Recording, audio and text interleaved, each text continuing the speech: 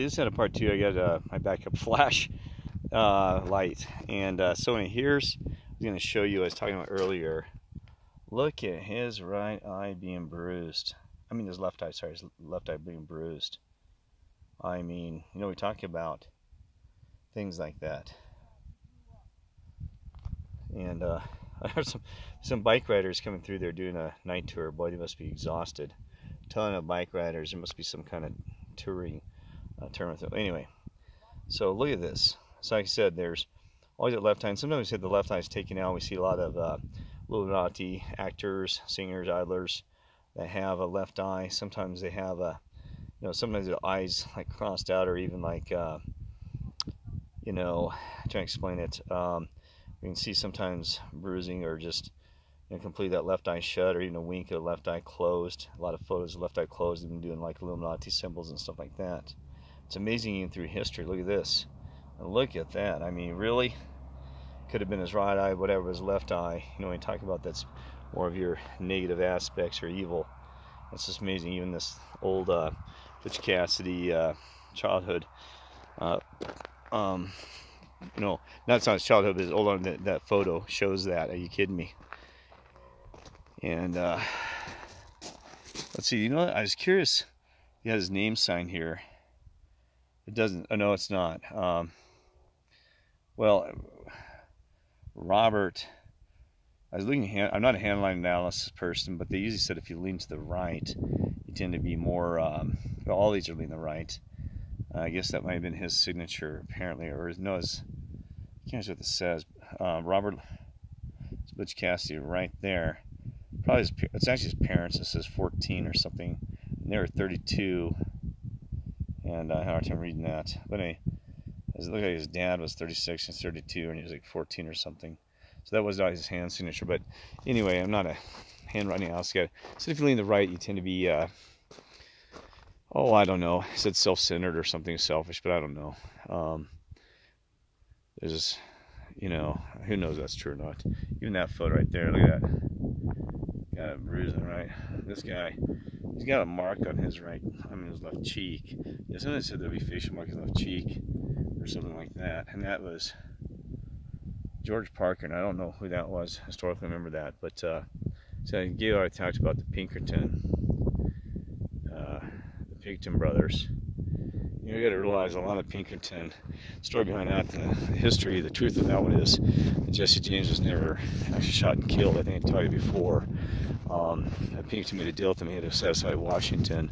So the whole thing's a fabrication, and we know that. But made a deal with the Pinkerton, and well, Pinkerton just uses a different body and all stuff.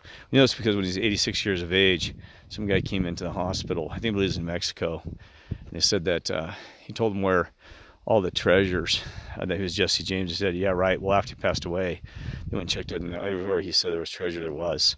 And they said it probably was him because he never told anybody, wrote him down where his treasures were at. But anyway, doing a quick look again real quick and see if I see anything out here. And it's actually late. It's like well, it's 1 o'clock. I'm just curious, you know, if you see anything really fast. And I'm looking here in the windows. I don't see anything. Now this cabin probably is not. This thing says it was restructured, so it's probably not the original wood and stuff. So you know, that's the only thing. I don't know if it is or not, because I'm actually looking for markings, even if there would be anything that would be significant to, you know, like I said, I learned to read a lot of markings on things and identifying stuff, right? I'm not seeing anything different than the first video, right? I'm not seeing anything really here. So that's not around. Sorry, it's just checking. Not seeing anything really. All right. Well, I'm gonna head out here. You know, sorry I had to sit there and listen to my, I don't see me do this, but the shed is kind of interesting.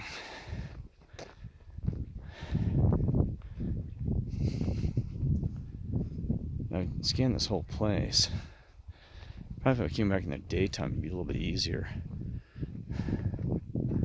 But I can't. I don't know if this is original or not. You know, if sometimes you'll see some amazing things. I was talking to my mother about this today. Well, she actually brought it up before I did. She said, you know, I think a lot of things can be documented historically on the world around us. Like some of these faces that I've seen in rocks and things like that, that, you know, I said it's possible. That she said, I wonder if, I told her about even double split experiment, that there has to be an observer. What happens during that observation, that history is being recorded, the material world around us. I mean, some people go, oh, this weird stuff, like saying the Earth's a hard drive and stuff like that, storage. I don't want to go there too much with that because it gets way out there.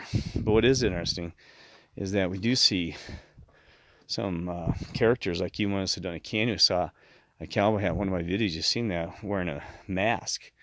And it's like, well, how would that, you know, it's not, somebody didn't go up there and carve that, so it's kind of like history recorded something there, you know. I told maybe it's when somebody's passing by somebody, they're the observer, and they're like taking a photograph, their mind and conscience or something, you know. There's something to that, because she came up, before I said, she said she had done that when she was younger, you know, late 20s and 30s when she's hiking in the mountains of Colorado.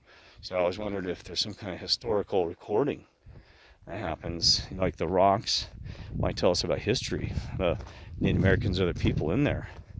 So I don't know if anybody has thoughts on that.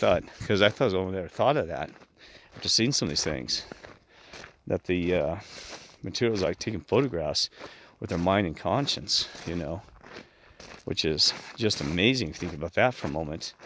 And I said, well, we've seen some naughty looking stuff out there. There's also been some great positive ones too.